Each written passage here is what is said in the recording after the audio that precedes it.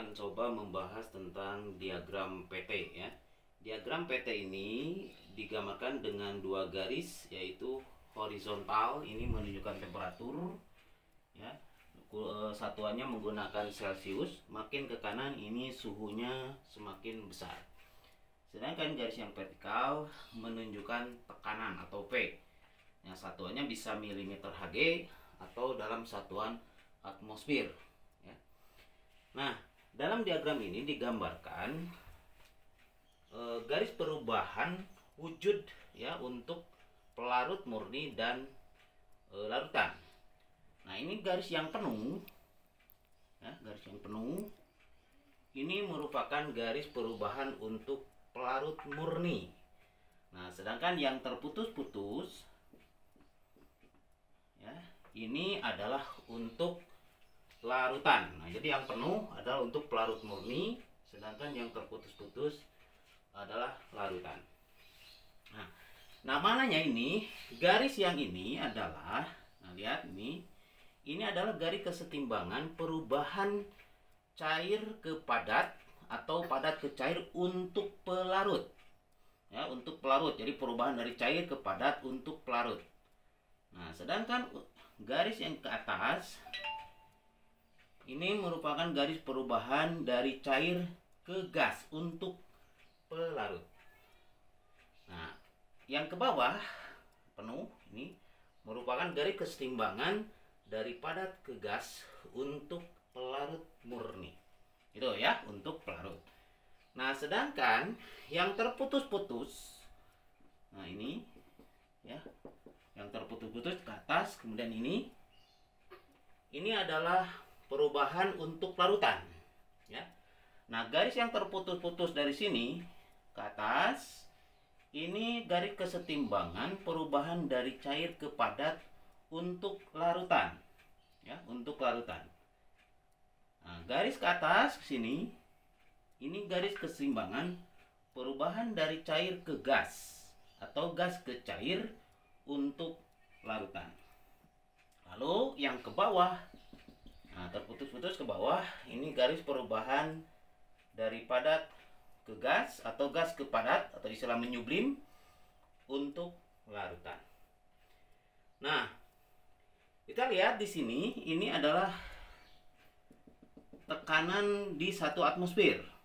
Nah, tekanan di 1 atmosfer 1 atm atau sama dengan 760 mm/Hg.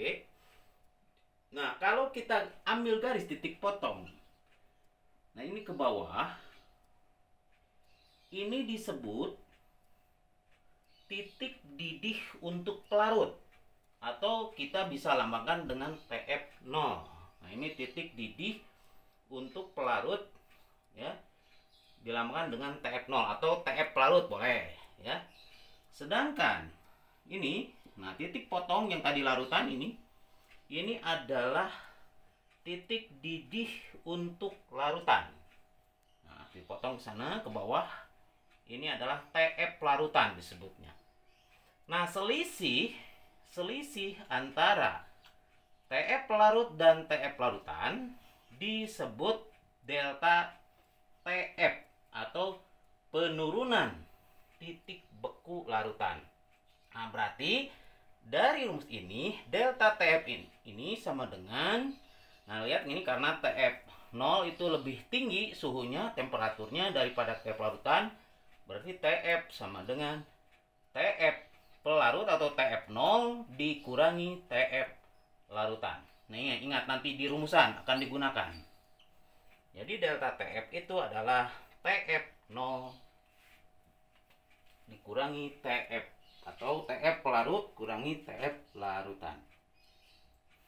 Nah, kemudian untuk ini garis ini, nah titik potong ini bisa jika ditarik ke bawah, nah ini titik potongnya ini disebut titik beku untuk pelarut ya, titik beku untuk pelarut atau disebut TB0 ya.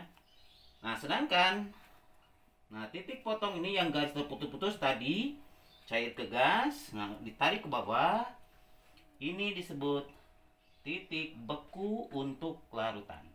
titik beku untuk larutan. Berarti kan lebih tinggi titik beku larutan. Lihat, ini berada di sebelah kanan. Ya, titik beku larutan ada di sebelah kanan. Sehingga kalau diselisihkan, ini disebutnya jadi delta TB. Kenaikan titik didih larutan. Yaitu bisa dicari delta TB sama dengan TB larutan dikurangi TB pelarut.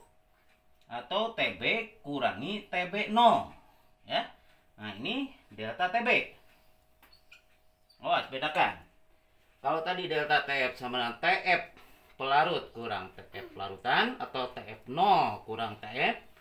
Kalau di titik didih, kenaikan titik didih TF larutan dikurangi TF pelarut atau TF kurangi TB kurangi TB 0.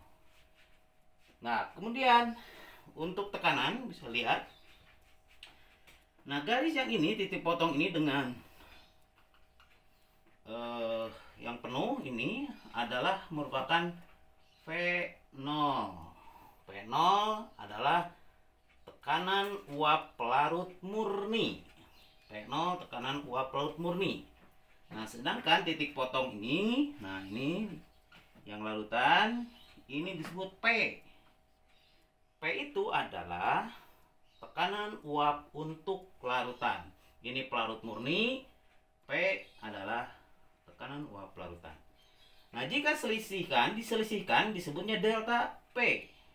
Nah, delta P, nah karena ini P0 lebih tinggi, lihat ini lebih ke atas, tekanan lebih besar, maka delta P sama dengan P0 dikurang P.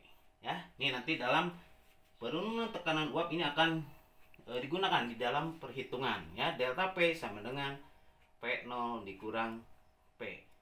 Nah, ini kira-kira ya diagram PT ya, cara pembacaannya saya ulang. Ini yang penuh adalah merupakan garis kesetimbangan untuk larutan, baik cair ke padat, cair ke gas atau dari padat ke gas. Nah, sedangkan ini yang terputus-putus itu adalah untuk larutan. Nah, ini 3 rumus nanti akan digunakan ini di dalam penurunan titik beku ya, delta TF sama dengan TF pelarut kurang TF larutan. Nah, ini di dalam kenaikan titik didih akan digunakan delta TB sama dengan TB larutan kurang TB pelarut. Nah, sedangkan di penurunan tekanan uap jenuh delta P sama dengan V0 kurang V ya. Jadi pelarut murni kurang tekanan larutan.